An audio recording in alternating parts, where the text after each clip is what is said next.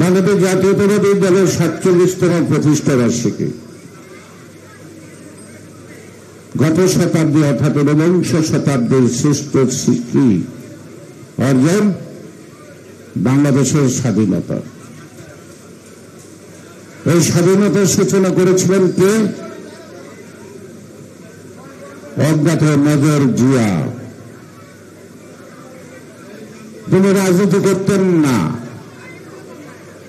যারা জনগণের ম্যান্ডেট পেয়েছিলেন, যাদের কাছে গণতান্ত্রিক রায় অনুযায়ী ক্ষমতা হস্তান্তর করে নাই, তারা সময় মতো কেটে পড়লেন আর আমাদেরকে বলে গেলেন বাসলিয়া ফিরিয়া প্রস্তুত থাকেন, কিন্তু সময় মতো তিনি থাকলেন না। তার দলের অন্যান্য নেতারা সময় সীমান্ত পাড়ি দিল। সুতরাং এই দলটি জনগণকে সবসময় দুর্ভোগে রেখে বা অত্যাচারের মুখে রেখে তারা সবসময় পালায়। এটা শেখ হাসিনার নতুন অভ্যাস না। এখনো দেখেন দলে দলে সব পালাইছে। জিয়াউর রহমানের দল, জিয়াউর রহমান তো রাজনীতি ছিলেন না, তার কাছে তো কারো কোনো দাবি ছিল না।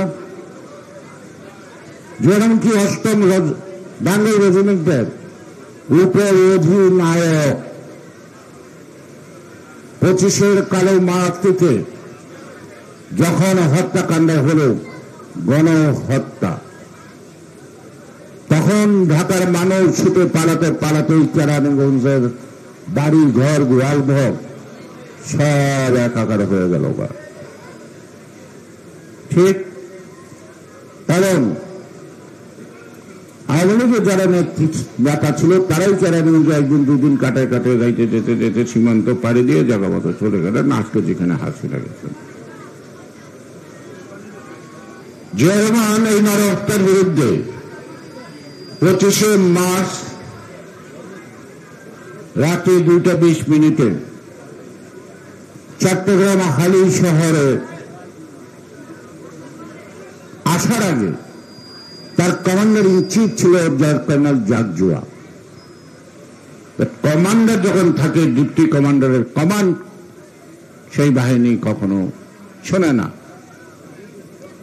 নিজ হাতে গুলি করে কর্নেল জাগজুয়াকে হত্যা করে তিনি কমান্ডিং চার্জ নিয়ে পদে আসলেন হালি শহরে।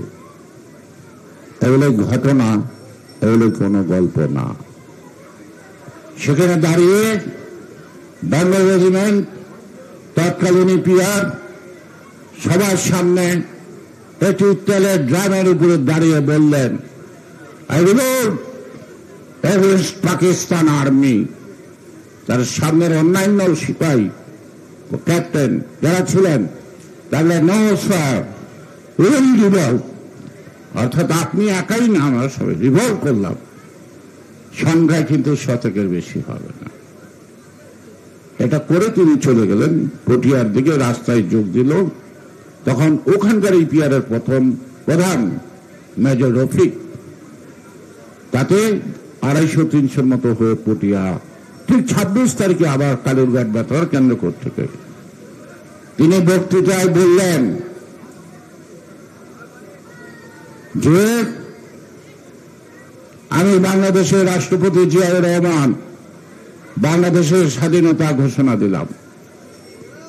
আপনারা সেই যুদ্ধে অংশগ্রহণ করেন, মাতৃভূমিকে পাকিস্তান বর্বর বাহিনীকে বিতাড়িত করতে হবে। এটা ইতিহাসে আছে, ব্যাপক পরিচিত না, ব্যাপকভাবে আলোচিত পরিচিত ২৭শে মার্চ। সেদিন তিনি, যাতে রাজনীতিবিদরা না ভুলে, তিনি মনে করলেন যে আমাদের এই বিদ্রোহটা যদি বিচ্ছিন্ন হয়, অর্থাৎ তাহলে আমরা তো সেনাবাহিনীর আওতায় বিচারে আমাদের মৃত্যু। তাই তিনি আবার ২৭ তারিখে বললেন, আমি কানে শুনেছি রাত্রি ১১টা ২৫, I do hereby declare the independence of Bangladesh, Major Jia, on behalf of our great leader Sheikh Mujib. তিনি শেখ মুজিবের অবর্তমানে ঘোষণা দিলেন, শেখ মুজিবের নির্দেশে ঘোষণা দেন নাই, শেখ মুজিবের পরামর্শে দেন নাই, শেখ মুজিবের আদেশে দেন নাই। ঘোষণাটা দেওয়ার অর্থটা হল রাজনৈতিক দলগুলি যেন এই ঘোষণাকে ওন করে। তারপরে তিনি তেলিয়াপাড়ায় জেনারেল ওসমানী সহ সেনাবাহিনীর সবাই বসলেন মিটিংয়ে, এবং ওসমানী সাহেবকে বললেন ওনারা বোধহয় ভারতে আছে, আপনি চলে যান, একটা সরকার গঠন করুন। একটা সরকার যদি না গঠন করেন তা আমাদের এই যুদ্ধ হয়ে যাবে বিচ্ছিন্ন, আমাদের যুদ্ধ। একটা সরকার গঠন করলে আমরা বিদেশের কাছে সাহায্য চাইতে পারবো। তাই জেনারেল ওসমানী কলকাতা গেলেন। 10 তারিখে বাংলাদেশ সরকার অস্থায়ী সরকার। অস্থায়ী সরকারের রাষ্ট্রপতি কে? শেখ মুজিব। উপরাষ্ট্রপতি কে? সৈয়দ নজরুল ইসলাম। প্রধানমন্ত্রীকে তাজউদ্দিন আহমেদ। এই মোস্তাক হল ফরেন মিনিস্টার। এবং তারা শপথ নিলেন 17 তারিখে বৈদ্যনাথ তলা, অর্থাৎ কোথায়? বাংলাদেশের অভ্যন্তরে মেহেরপুরে, যেটা যেখানে মুজিবনগর নাম দেওয়া হয়েছে, কিন্তু শেখ মুজিব মৃত্যুর আগে কখনো ওখানে যান নাই। লেখেন সাংবাদিকরা, লেখেন, একটু শোনেন, জানেন। সেখানে তাজউদ্দিন আহমেদ সাহেব একটি মুক্তিযুদ্ধের সনদ এবং মুক্তিযুদ্ধের সরকার গঠনের শপথ অনুষ্ঠানের পর সাংবাদিকদের প্রশ্নের উত্তরে তিনি বললেন, সাংবাদিকদের জিজ্ঞেস করলো, আপনাদের লড়াই যুদ্ধ কবে শুরু হবে? তাজউদ্দিন সাহেব বলল, our freedom fight already been started by the Ziaur Rahman. I salute them on behalf of nation. অর্থাৎ জাতির পক্ষ থেকে আমরা জিয়াউর রহমানকে স্যালুট জানাই। তার মানে কি? অর্থাৎ যুদ্ধ শুরু হয়ে গেছে। কবে? 27 তারিখ। 17 এপ্রিল পর্যন্ত প্রেসিডেন্ট কে ছিল? জিয়াউর রহমান। সেখানে জিয়াউর রহমান প্রথম প্রেসিডেন্ট। আবার এই দেশে আবার নির্বাচিত প্রেসিডেন্ট জিয়াউর রহমান এই প্রধান। বন্ধুরা, এই শ্রেষ্ঠ অর্জনটা কি? বাংলাদেশের স্বাধীনতা। যুদ্ধরা যুদ্ধ করল, প্রবাসী যুদ্ধরা এসে ক্ষমতায় বসল।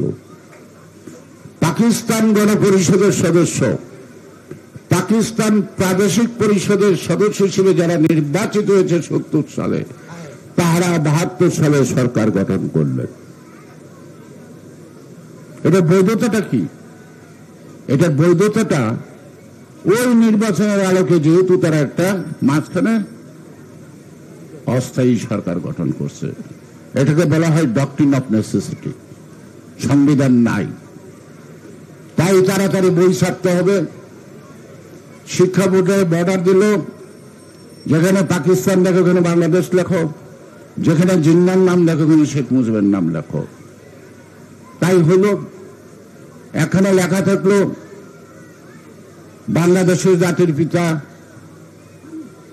শেখ মুজিবুর রহমান, তার বাবার নাম জিন্না পুঞ্জা, তিনি করাচিতে জন্মগ্রহণ করেন।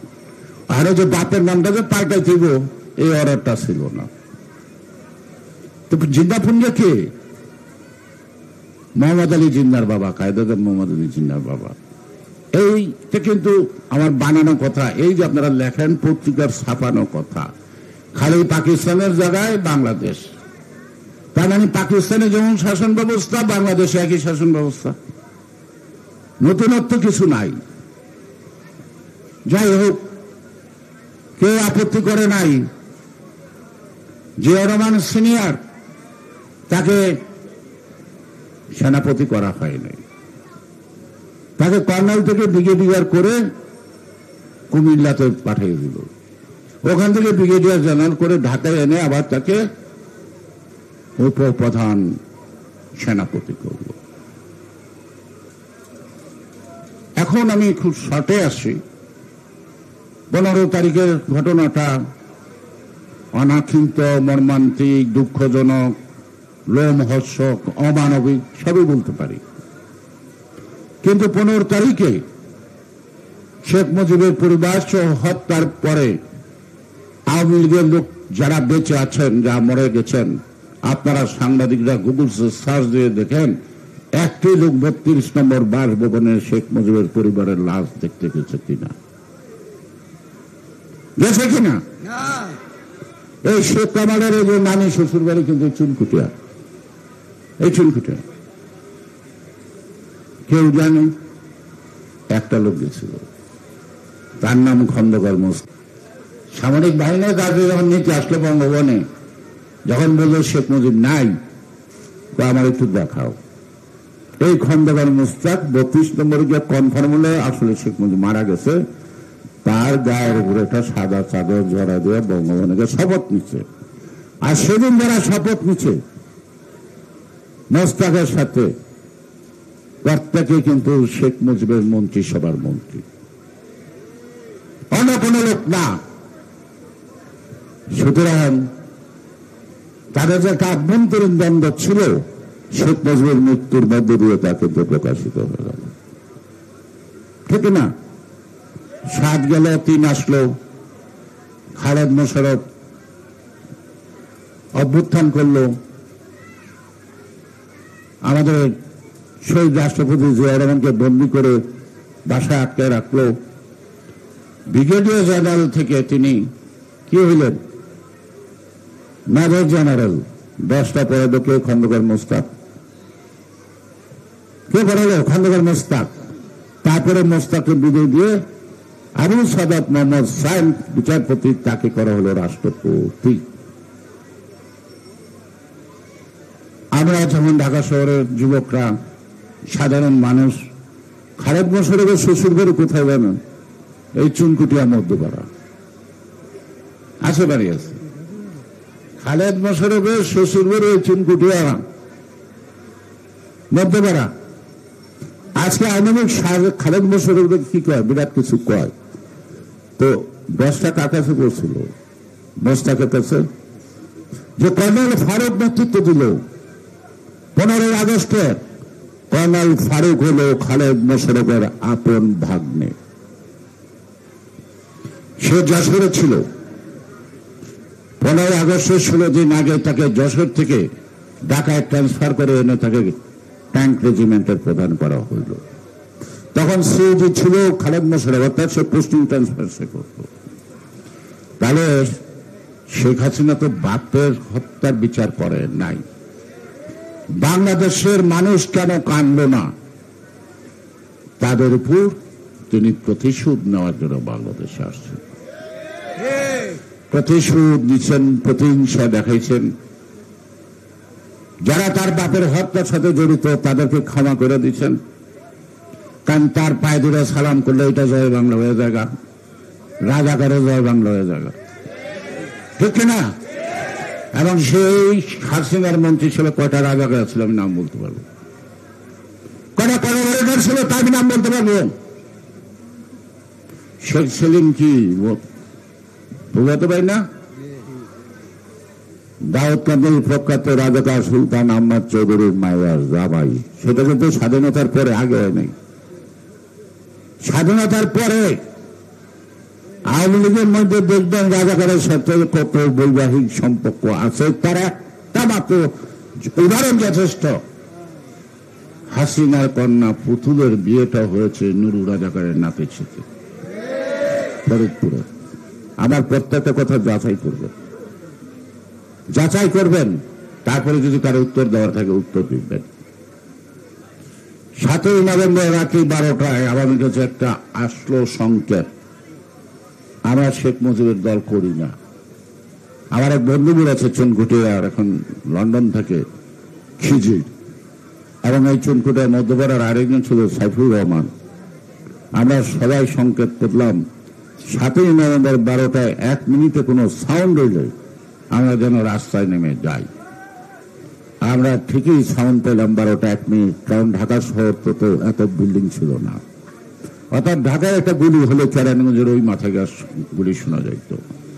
আমরা রাস্তায় 12টায় নেমে গেলাম, যেটা বলা হয় সিপাহী জনতার বিপ্লব। বিপ্লব জিয়াউর রহমান মুক্ত হলো, কিন্তু জিয়াউর রহমান মুক্ত হলো, তার এই মুক্তির আন্দোলনের পিছে একটি যে ষড়যন্ত্র ছিল তিনি অনুভব করতে পারলেন। তাই কর্নেল তাহের রাত্রি 12টা বাজে, 12টার পরে তাকে জিপ পাঠিয়েছিল আনতে 3টি ট্রাক সৈন্য সহ। জিয়াউর রহমান ব্যারাক থেকে ফিরে আসেন নাই, অবরোধ নিয়ে বসেছিলেন। সকাল 7:30টায় একটা অডিও ক্যাসেটে জিয়াউর রহমান বললেন, আমি মেজর জেনারেল জিয়াউর রহমান বলছি, আসুন আমরা দেশটাকে গড়ে তুলি, সংহত করি। অর্থাৎ জিয়াউর রহমান জাতির উদ্দেশ্যে 7 নম্বরে একটা ভাষণ, 26 তারিখে একটা, আর 27 তারিখে একটা, টোটাল ভাষণ একসঙ্গে বলে মাত্র 3 মিনিট। জাতির উদ্দেশ্যে 3 মিনিটের কথা 3 যুগ না, যুগ যুগ ধরে জাতির অন্তরের ইতিহাসে লেখা থাকবে। কারণ এটা জাতির মুক্তির সনদ, জাতির মুক্তির সনদ। তাই জিয়াউর রহমান সবসময় কম কথা বলতেন, কিন্তু শুনতেন বেশি। জিয়াউর রহমান সমালোচনায় বিশ্বাস করতেন। অন্য তারা গালাগালি দিলে তিনি কারো নাম ধরে গালাগালি দিতেন না। তিনি বলতেন, criticism is the beauty of democracy and patience is the precondition of democracy. আমরা ধৈর্য হারা ফেলাই, আমরা সমালোচনা করলে তারা সমালোচনার মধ্যে তো কোনো ভালো কথা থাকতে পারে, কিন্তু সেই ভালো কথা সমালোচনা আমরা আবার শিখি নাই, সুযোগ পেলে যা মন চাই তাই করি। আজকে এই যে শ্রেষ্ঠ অর্জন বাংলাদেশ, এই অর্জনকে টিকিয়ে রাখতে হলে কি ছিল? স্বাধীনতার যুদ্ধের স্পিরিটটা কি, কেন? অর্থাৎ একটি গণতান্ত্রিক রাষ্ট্র, সেই রাষ্ট্রে কি সাম্য, ন্যায় বিচার, নাকি স্বনির্ভরতা? এইটাই কিন্তু ছিল সেই 71 সালের অস্থায়ী সরকারের স্বাধীনতার সনদ। আজকে তো প্যাস খেয়েছে সনদ নিয়ে না। এমন কেন? এই সময় একটা সনদ দিতে হবে, কিন্তু এই সনদ হতে পারে, কিন্তু স্বাধীনতার সনদকে ওভারল্যাপিং করার কোন সুযোগ নাই, খাটো করার। জন্ম আমার যাই হোক, কিন্তু জন্মকে আমি অস্বীকার করতে পারি না। আমাকে একজন সাংবাদিক জিজ্ঞেস করলো, আপনি এই নির্বাচন নিয়ে আশঙ্কা প্রকাশ করছেন কেন? আমি বললাম, একটি গর্ভবতী মা তার সন্তানটা যতক্ষণ প্রসব না হয় ততক্ষণই তিনি শঙ্কায় থাকেন। তাহলে আজকে বাংলাদেশ গর্ভবতী গণতন্ত্র প্রসব বেদনায় ভুগছে। এই গণতন্ত্র যদি ভূমিষ্ঠ না হয় ততক্ষণে আমাদের আশঙ্কা আছে, আতঙ্ক আছে, তা মোকাবেলা করার প্রস্তুতিও রাখতে হচ্ছে। আমি কারেক্ট? যদি তাই হয়, তারা বক্তৃতা এই মধ্যে যেটা বলছে তারা এই কথাটাই বলতে চাইছে, সো দ্যাট আমরা কেরানীগঞ্জের মাটি, ধানের শীষের ঘাটি, খালেদা জিয়ার ঘাটি, জিয়াউর রহমানের ঘাটি, ঠিক আছে? সুতরাং এই ঘাটি রক্ষা করার দায়িত্ব আমার, আপনাদের। আমি কেউ না, আপনারা ছাড়া। আমিত্ব বিসর্জন দেন, সবাই বলতে শিখুন, আমরা আমাদের দেশ, শুধুমাত্র আমার দেশ না, আমার দল না, আমাদের দল, আমাদের দেশ, আমাদের নির্বাচন, আমাদের গণতন্ত্র আমরা ফিরে আনব। আমিত্বের অহংকারে শেখ মুজিব গেছে, আমিত্বের অহংকারে শেখ হাসিনা ঠিকানা ছেড়ে গেছে। আর আজকে যারা নাকি বৈষম্য বিরোধী আন্দোলন করছেন তাদেরকে লাখোবার সেলুট জানাবো। তারা জাতির যেমন শ্রেষ্ঠ সন্তান মুক্তিযোদ্ধারা, তারও প্রশংসার দাবিদার, তাদেরকে অবশ্যই আমরা সম্মান করব, বিরুদ্ধে যাক, আপত্তি নাই।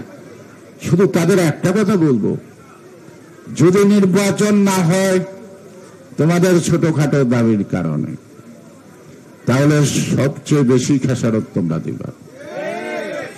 শেখ হাসিনা কোন দেশে লালিত পালিত যদি বাংলাদেশে পা বাড়াইতে পারে, ও তোমরা হওয়া আগে শেষ, তারপরে অন্যেরা। সুতরাং তোমাদের বীরত্ব কথা যে গণঅভ্যুত্থান, সেই বীরত্বটাকে রক্ষা করার চেষ্টা করো। যে বীরত্বের আড়ালে ছিল বৈষম্য বিরোধী, সেই বৈষম্য দূর করার আন্দোলনটা করো। আর বৈষম্য বিরোধী যদি করতে চাও, তাহলে বৈষম্য বিরোধী দূর করতে হলে তার প্রিকন্ডিশন হল গণতন্ত্র প্রতিষ্ঠিত করো। কারণ গণতন্ত্রে ইকুয়াল রাইট ফর এভরিবডি, এখানে কোনো দলমত, কোনো ধর্মবন্ধন নাই। Everybody have an equal right as per constitution, but constitution তো মাথায় দিয়ে রাখি, কিন্তু কামটা তো করি না। সুতরাং বৈষম্য বিরোধীর আড়ালে যদি অন্য কেউ ঢুকে যায়, তোমাদেরকে সজাগ থাকা ভালো। কারণ করাপশনের মধ্যে দুর্নীতি ঢুকে। কেমন? আগে টাকা দিলে কাম হইতো, এখন টাকা দিলেও কাম হয় না, টাকা ফেরতও দেয় না। সুতরাং বৈষম্যের আড়ালে আরেকটা বৈষম্যর সৃষ্টি, পিয়ার। আপনাদের ছেলে মেয়ে জামাই না দেখে বিয়ে দিতে পারবেন? পোলার বউ আনবেন? পোলারে না দেখে আনতে পারবেন? আগে পারছেন। আপনার আমার মার এবার বিয়ে হয়েছে, বিয়ার দিন ছাড়াই আগে পরে দেখে নাই, কিন্তু যোগ পাল্টেছে না।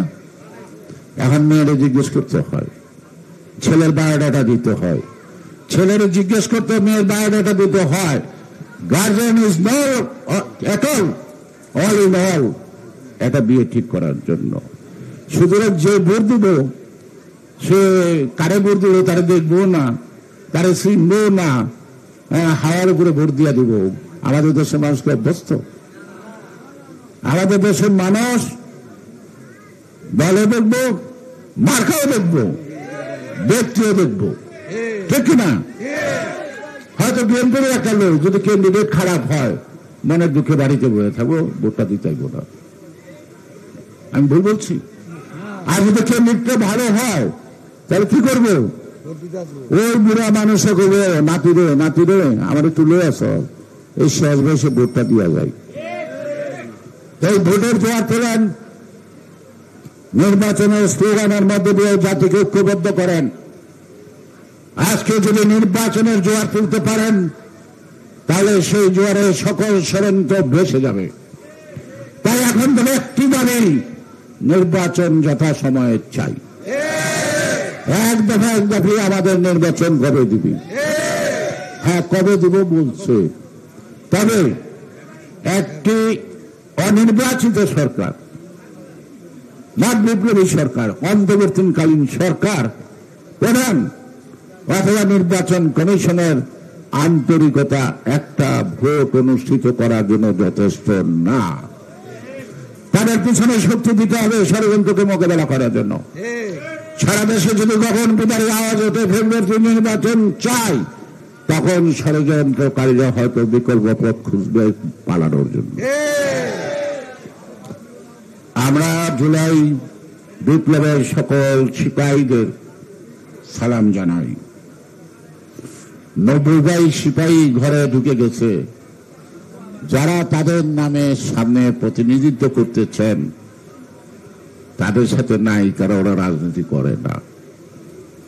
আমাদের নিজের গল্প বলা হবে। আপনাদের নেত্রী নিপুণরা তো একটা মেয়ে, নাম হল অগ্নিদা, তখন ক্লাস 10-এ পড়তো, নিপুণ জেলে। জীবনে রাজনীতির কথা শুনতে চায় না, কিন্তু সে তার স্কুলের সকল ছাত্র ছাত্রী নিয়ে এই বিপ্লব আন্দোলনের 24 তারিখে গণভবনে ঢুকছে। ওই এখন সে ভুলে গেছে। তো তাই বলবো, এনসিপির নেতারা জুলাই গর্বটা জাগানিয়া লক্ষ লক্ষ, তারা ওই তারিখটা ভুলে গেছে। এখন তারা লেখাপড়ায় মস্ত।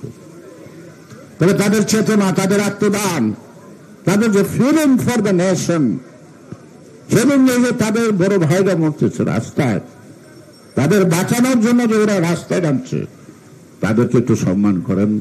তাদের ভবিষ্যতের দিকে তাকায়া অন্যের গুটি না হয়ে নিজের দাবিটা সুস্পষ্টভাবে যেটা বাস্তবসম্মত করেন। আমরাও আপনাদেরকে সাপোর্ট দেব, আমরা সাপোর্ট দেব।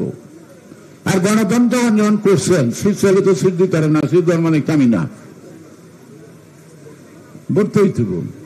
আর যদি আমরা সিট ভাগাভাগি করি তাহলে হাসিনার মতো আর নামি দামি দামি এইসব সিটি তুলব, তো জনগণ তো এটা চায় না, চায় নাকি? সেই কারণে একটি সুষ্ঠু অবাধ নির্বাচনের জন্য এ পর্যন্ত তারা যারা জীবন দিয়েছেন, রক্ত দিয়েছেন, তাদের রক্তের প্রতি সম্মান রেখে, তাদের জীবনের প্রতি সম্মান রেখে এবং সন্তানহারা মায়ের চোখের জলটা লিখে রাখুন, আরেকটি বিপ্লব, সেটা মানে একটি নির্বাচন। তা না হলে শুধু কথা দিয়ে তাদেরকে পোড়ানো যাবে না। মুক্তিযুদ্ধে বহু বন্ধু বান্ধব হারিয়েছে, অনেক মা কাঁদছে তার সন্তানের জন্য। যেদিন 16 ডিসেম্বর বাংলাদেশ স্বাধীন হলো, ঘোষণা হলো, সবার মায়ের চোখের জল মুছে গেল স্বাধীনতা প্রাপ্তির আনন্দে। হ্যাঁ, সেদিনই যদি প্রকৃত স্বাধীনতা মানুষের অধিকার প্রতিষ্ঠিত করতে পারে, যেদিন আমরা এই বৈষম্য দূর করতে পারবো, তখনই সন্তান হারার মা একটু তৃপ্তি লাভ করবে। আমার সন্তানের বিনিময়ে এই দেশ একটি সুন্দর দেশ হয়েছে, এটাই থাকবে তার জীবনের প্রাপ্তি। কত লাখ টাকা দিলেন, কি ক্ষতিপূরণ দিলেন? জীবনের কোনো ক্ষতিপূরণ হয় না, টাকা দিয়ে আর জীবন কেনা যায় না। আজকে বললাম যে ওদের পালানো সব পালাইছে, আবার নেত্রী পালায় নাই। খালেদা জিয়া পালাইছে? পালাইছে কোনোদিন? সেই কারণেই জিয়াউর রহমান যে আদর্শ দেশপ্রেম,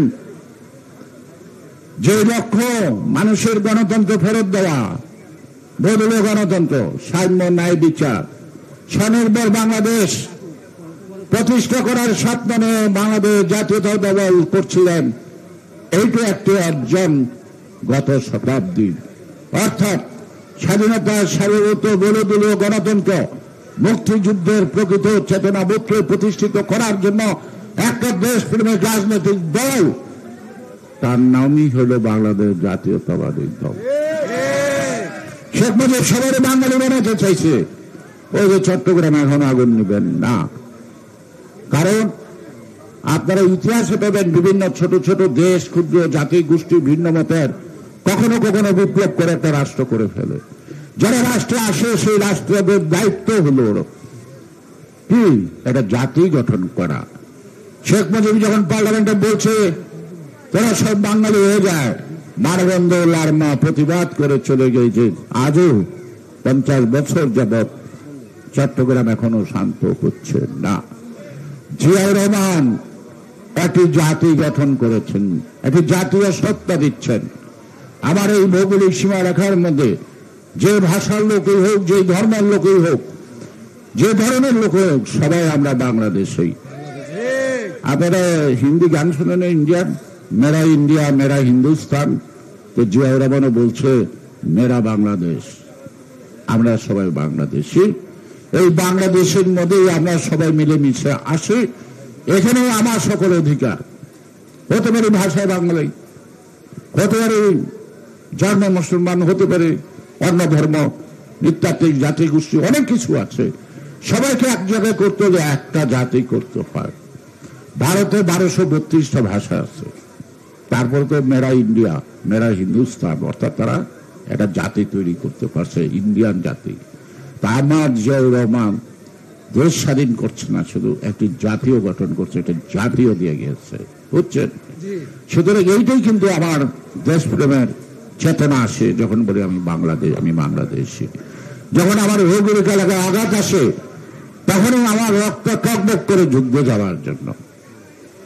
ঠিক যদি তাই ঠিক হয়, তাহলে জিয়াউর রহমান অত্যন্ত বৈজ্ঞানিক চিন্তা, বাস্তবতা চিন্তায়, এক মডার্ন কনসেপ্ট ন্যাশনালিজমের, যে ন্যাশনালিজমটা ন্যাশনাল স্পিরিট থেকে, যে জাতীয়তাবাদ, ন্যাশনাল স্পিরিটটা হল দেশপ্রেম থেকে। এই দেশপ্রেমের আজকে প্রেমিকদের জন্মদিন, আজকে শুধু বিএনপির জন্মদিন না, আজকে বাংলাদেশিদের জন্মদিন। বাংলাদেশকে যারা ভালোবাসে, সার্বভৌমত্বকে ভালোবাসে, তাদের জন্মদিন। যারা গণতন্ত্রকে ভালোবাসে, তাদের জন্মদিন আসছে। এই যে সাংবাদিকরা লাঠি লয়ে দাঁড়ায় রয়েছেন, আসিল বাকশাল হওয়ার পর ইত্তেফাক ছিল না, সাইটটার নাম জানেও না এখন, সাইটটা পত্রিকা সারা সব শেষ। সাংবাদিকরা তখন হকারি করছে বাইতুল মুকাররমায়, আমরা গেছি। আর জিয়া রহমান এসে কি করছেন, সব কালা কানুন উঠে দিচ্ছেন। শত ফুল ফুটতে দাও, শত কথা লিখতে দাও, অর্থাৎ যত কালা কানুন মানে কি, সাংবাদিকের উপর, সংবাদপত্রের উপর যে কালা কানুন, সকল কালা কানুন তিনি কয়েকটা পত্রিকা তিনি তৈরি দিচ্ছেন। এই প্রেস ক্লাব ছিল টিজার পর, কোন বিদেশি সংস্থা প্রেস ক্লাবটাকে পাকা করে দিবে।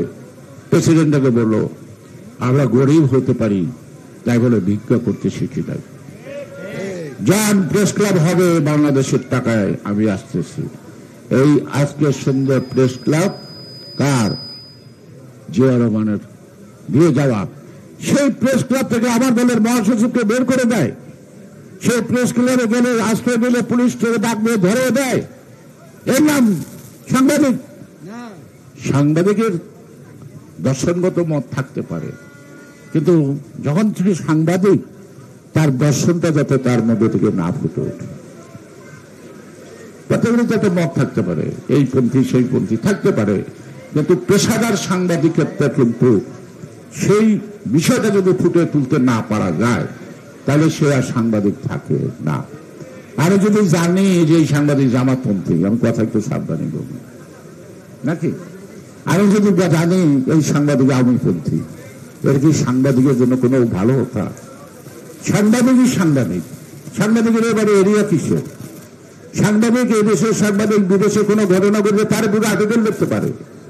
আমাদের দেশে কোনো ঘটনা ঘটলে বিদেশের সংবাদপত্রগুলি লেখে না, ইকোনমিক্স টাইম, বিভিন্ন বড় বড় যেগুলি আছে দেখে না, ইন্ডিয়া লেখে না, সত্য মিথ্যা লেখে না। তাহলে একজন সাংবাদিকের শুধু ভৌগোলিক অঞ্চলের মধ্যেই সীমাবদ্ধ থাকতে হবে কেন, তার চিন্তা ভাবনা কেন? যদি মানবাধিকার লঙ্ঘন হয় কোন দেশে, আমার প্রতিবাদ করার অধিকার নাই? আমার দেশের মানবাধিকার লঙ্ঘিত হয়েছে, অন্য দেশ কথা বলছে না, কারণ এগুলি যে common issue in the global politics. কারণ মানুষ যে দেশে বাস করুক, সে মানুষ, তার উপর যদি অন্যায় হয়, মানবতাবাদী যদি কাজ হয়, তার বিরোধিতা করে মানুষের একটা প্রকৃষ্ট স্বভাব থাকতে হবে, তাতে তাকে গর্ববোধ করতে হবে যে আমি একটা অন্যায়ের প্রতিবাদ করতে পারছি। হতে পারে কার্যকর নাও হতে পারে, সে কারণেই আজকে জিয়া রহমানের রাজনীতির মূল মন্ত্রটাই আপনাকে আগে বুঝতে হবে, শিখতে হবে, তাহলে আপনার ভয়ডর কিছু থাকবে না। আপনি অর্জনের প্রতি যদি প্রতিশ্রুতিশীল হন, তাহলে স্বয়ংক্রিয় ভেবে আপনার সাহস চলে আসবে। এই সাহস ট্যাবলেট খাওয়া হয় না। অর্থাৎ আমার লক্ষ্য অর্জন, আমি যদি লক্ষ্য অর্জনে যেটা বাধা আসবে, তখন সেই বাধা আমাকে বাধা দিয়ে রাখতে পারবেন না। সেই দেখেন, আপনি যে ইতিহাসে ধর্ম বলেন, ইসলাম ধর্ম বলেন, সেখানে কিন্তু রক্তক্ষয়ী যুদ্ধ হয়েছে। রোজার 17 দিনে কি শেষ যুদ্ধটা কই ছিল? মদিনা থেকে আসার পথে মক্কায়, যে নবী করিম হযরত মুহাম্মদ সাল্লাল্লাহু আলাইহি ওয়াসাল্লাম মক্কায় আসলেন, জয় করলেন বদরের যুদ্ধ, তখন 17 রোজা, 17 রোজার দিন তিনি যুদ্ধ করছেন। তার অনেক সাহাবা মারা গেছে, যারা বিরুদ্ধে ছিল তারাও মারা গেছে। অর্থাৎ ধর্ম প্রতিষ্ঠার জন্য রক্তাক্ত, এটা ধর্মের একটা অংশ। সত্য প্রতিষ্ঠার জন্য ঝগড়া করা, মারামারি করা, এটা কিন্তু একটা গণতন্ত্রের অংশ। কিন্তু আমি অন্যায়ভাবে কাউকে যদি অত্যাচার করার জন্য অস্ত্র হাতে ধরি, লাঠি হাতে ধরি, সেটা গণতন্ত্রের অংশ না, সেটা মনুষ্যত্ববোধের মধ্যে পড়ে না। তা আসেন আমরা লড়ি, আমরা গণতন্ত্রের জন্য লড়ি, আমরা দেশের জন্য লড়ি, আমরা কোনো ব্যক্তির জন্য লড়ি না। তাইলেই হবে শহীদ জিয়াউর রহমানকে প্রকৃত মূল্যায়ন করা। আর mother of democracy Begum Khaleda জিয়ার ইতিহাস সব জানেন, আমিও পাশে থেকে জানি। আমরা যদি মাদার অফ ডেমোক্রেসি বলছি, সেই মায়ের করে যদি গণতন্ত্র না দিতে পারি, তাহলে তো আমাদের জীবনটা বৃথা। আজকে তারেক রহমান তার একটা লেখায় লিখছিল, রাজনীতিতে এসে জিয়া আমার শুধু পিতা নন, আমার শিক্ষক। জিয়া যার শিক্ষক হয়, জিয়ার ছাত্র কখনো ভুল করতে পারে না। সেই কারণে এই দীর্ঘদিন তারেক রহমান বিদেশে থাকলো, আন্দোলন পরিচালন এবং চলার ক্ষেত্রে কৌশলগত সিদ্ধান্ত নেওয়ার ক্ষেত্রে এখনো ভুল হয় নাই, এবং বিশ্বাস রাখতে পারেন আগামী গণতন্ত্র আদায়ের লক্ষ্যে তার ভুল হবে না। কারণ তিনি বলেছেন আমি জিয়ার ছাত্র। সুতরাং তিনি যদি জিয়ার ছাত্র হন, তাহলে আমরাও তো তার সহকর্মী, আমরাও তো সেই ভুলটা করব না, সে ভুল করবো না। আরেকটা আমার জীবনের সবচেয়ে সৌভাগ্য, মুক্তিযুদ্ধ অনেক কিছু গেছে, ওগুলোর গল্প আমি বলবো না। আজকের এই 47তম প্রতিষ্ঠা বার্ষিকীতে এইখানে আমি একটা ছবি দেখছি, এই সাফারিটা বলে উনি ঘোষণা দিচ্ছেন আমরা বটমূল উন্মুক্ত আকাশের নিচে, সামনে 25টা চেয়ার ছিল, আর ছোট্ট একটা টেবিল ছিল, একটা ফুলদানি ছিল না, 7 জনের বসার কথা ছিল। 3টা বাজে জিয়া রহমান আসলেন, পাশে বসলেন সাজিদুর রহমান, তারপরে মশিউর রহমান জাদু মিয়া, বিচারপতি আব্দুল সাত্তার, জামাল উদ্দিন, রসরাজ মন্ডল, এরকম মাওলানা মতিন বসে তিনি 20 মিনিটের মধ্যে বক্তৃতা দিয়ে বিএনপি ঘোষণা দিলেন উন্মুক্ত আকাশের নিচে, নির্মল আকাশের নিচে। তাই বিএনপি এত নির্মল জনগণের প্রশ্নে, আমরা পিছনে তার ঘাড়ের গোড়ে না। আমাদের দায়িত্ব ছিল চেয়ার টেবিলগুলো ঠিক করা, আমাদের দায়িত্ব ছিল সাংবাদিকদের বসানো। আপনারা এখানে 25-30 জনের বেশি সাংবাদিক ছিলেন, তখন তো ঢাকায় এত সাংবাদিক ছিল না, ম্যাক্সিমাম 25 জন সাংবাদিক ছিল, কেউ বেঁচে আছে কিনা আমি জানি না। আমরা যখন শেষ হলো, জিয়া রহমান যাওয়ার সময় সবার সাথে হ্যান্ডশেক করলো, আমাকে লাস্ট হ্যান্ডশেক করে বললো ওনাদেরকে একটু চা নাস্তা করায়, তো পাশে ক্যান্টিন, কারো খাওয়ারও চিন্তা নাই, তার নিউজ ধরাই দেব আজকে যে বিএনপি ভূমিষ্ঠ হইল নাকি, বিএনপি এটা প্রতিষ্ঠিত হইল, তাই কেউ একটা সিঙ্গারা, কেউ একটা সমস্যার এক কাপ চা খেয়ে সব দৌড় শুরু করলো কাগজ কলম নিয়ে। এই ছিল অনাড়ম্বর অনুষ্ঠানের মধ্য দিয়ে কি একটি সন্তান যখন জন্ম নেয়, বড় না হওয়া পর্যন্ত তো সুন্দর দেখা যায়, কাপড় চোপড় থাকে না। তো এইমনভাবেই কিন্তু বিএনপি জন্ম, আর আজকে সেই বিএনপি একটি বটবৃক্ষ রাজনীতির অঙ্গনের ছায়া জনগণের এবং দেশের স্বাধীনতার সার্বভৌমত্বের। সুতরাং আমি ভাগ্যবান যে ওই দিনটা, ওই সময়টা আমি নিজের চোখে দেখতে পাচ্ছি। আমি বিএনপিতে যোগ দেইনি, আমি সেই দিনটা দেখতে পাচ্ছি। সেই কারণেই যেহেতু এই দিনটা আমি দেখছি, যে শিশুর জন্মটা আমি শুনবো, চিৎকারটা শুনবো, সেই শিশুর প্রতি তো একটা দুর্বলতা থাকবে মৃত্যুর আগ পর্যন্ত। তাই আমি আছি, আমি ছিলাম, আমি থাকবো আমার জীবনের শেষ নিঃশ্বাস ত্যাগ করা পর্যন্ত এই শহীদ জিয়ার প্রতিষ্ঠিত জাতীয়তাবাদী দল, খালেদা জিয়ার লালিত বর্তমানে এই বিএনপি অর্জন করতে যাচ্ছে তারেক রহমানের নেতৃত্বে। তাদের কারো নেতৃত্ব যেন বৃথা না যায়। সবাইকে ধন্যবাদ। বাংলাদেশ জিন্দাবাদ।